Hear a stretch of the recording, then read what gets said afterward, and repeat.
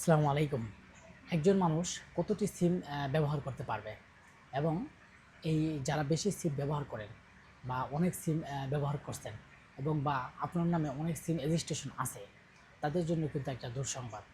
এবং বর্তমানে যারা সরকার আছেন, যে সরকার নতুন একটা আইন জারি করেছে যে ৭টির বেশি সিম ব্যবহার করতে পারবেন না। আসলেই বাংলাদেশের যেই নিয়ম নীতি, কারণ বেশি সিম ব্যবহার করলে কী সমস্যাগুলা, বেশি সিম ব্যবহার করলে প্রতারক বেশি সম্ভাবনা। এবং বাংলাদেশে আপনারা জানেন একটা দুর্নীতির দেশ হিসেবেই আখ্যায়িত করা যায়।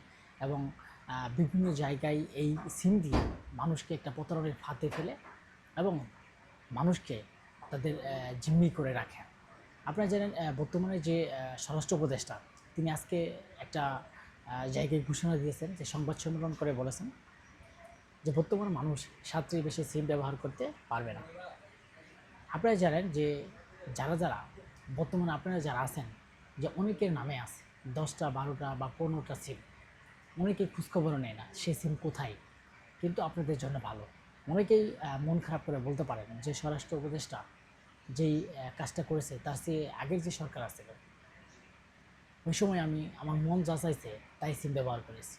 কিন্তু এখন যে সরকার চলে আসছে, এটা এত সিম কমাই দেওয়ার কারণটা কি?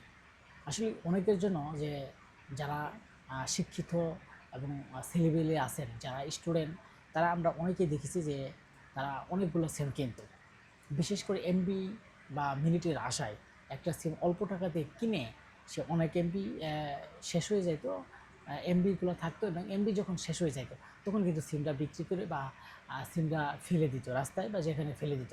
কিন্তু ওই সিম যে কোনো এক ব্যক্তি পেয়ে যদি তারা সে প্রতারণা বা বিভিন্ন জায়গায় মানুষের সাথে যদি কোনো টাকা লেনদেন বা কোনো সমস্যার সম্মুখীন হয় বা মানুষদের কাছে হয়রানি বা বিভিন্ন হুমকি দেয়, কিন্তু সেজন্য সেই স্টুডেন্ট ভাই বা যার সিম, সেই কিন্তু ফায়দা পড়ে যাবেন।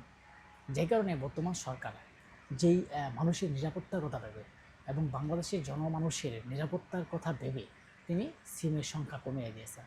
আপনারা জানেন যে অনেকেই আছেন যে বেশি সিম ব্যবহার করেন, বা সিম আসলে 20টা বা 15টা বা 16টা সিম রেজিস্ট্রেশন করেছেন, এবং আপনারা খোঁজও নিয়েন না যে এই সিমগুলো কোথায় এখন আছে।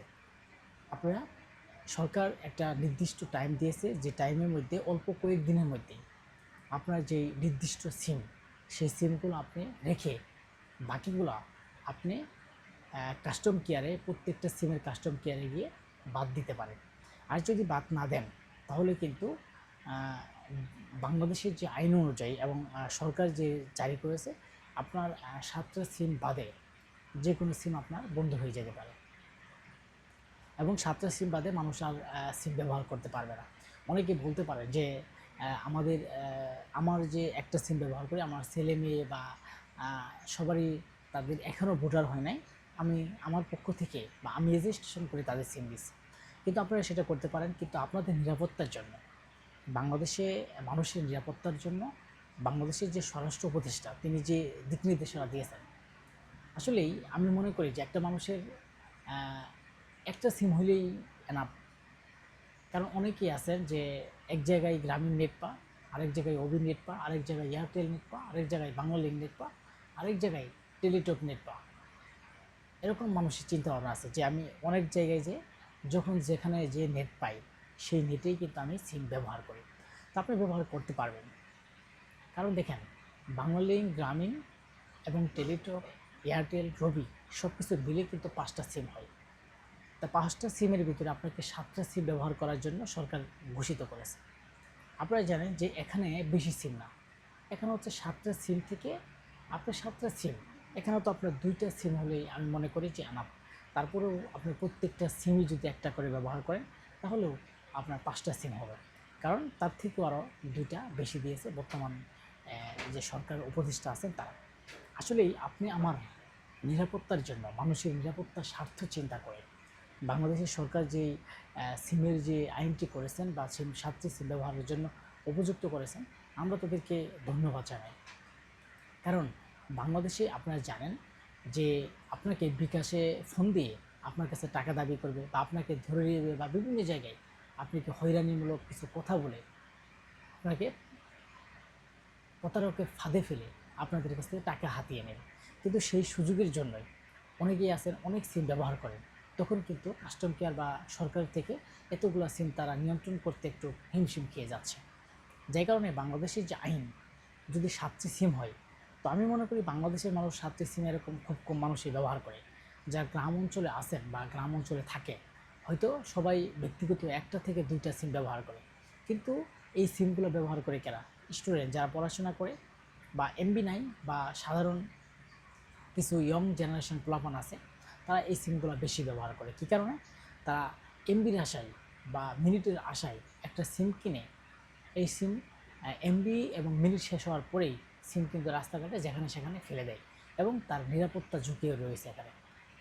আপনি জানেন যে ওই যে সিম পড়ে গেল, যে কোনো একজন মানুষ যদি ওই সিমটা ব্যবহার করে বা নেয়, এবং তার সাথে কোনো আর্থিক লেনদেন বা বিভিন্ন জায়গায় পুলিশের সাথে একটা প্রতারণার ফাঁদ, বিভিন্ন জায়গায় একটা প্রতারক কাজ করলে সেটার জন্য দায়ী থাকবে সিম মালিক, যার সিম। এর জন্য সরকার বলেছে যে এতগুলো সিম নিলে আসলে মানুষ তখন তার কয়টা সিম থাকে এবং কোনখানে কোন জায়গায় থাকে সে নির্দিষ্টভাবে বলতে পারে না।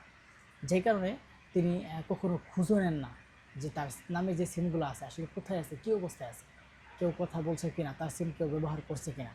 আসলে মানুষ কিন্তু এইগুলো খোঁজ নেয় না। যে কারণে সরকারের পক্ষ থেকে বলছে যে আমরা 7টি সিম দেবো। 7টি সিম বেশি একটা সিমও থাকতে পারবে না। এবং যারা আসলে বেশি সিম ব্যবহার করে, যারা আসলে প্রতারকের কাজ করে, তাদের জন্য খুব দুঃখজনক। কিন্তু বাংলাদেশের সাধারণ মানুষের জন্য, 99% মানুষের জন্য ভালো এবং সুসংবাদ। সবাই ভালো থাকবেন।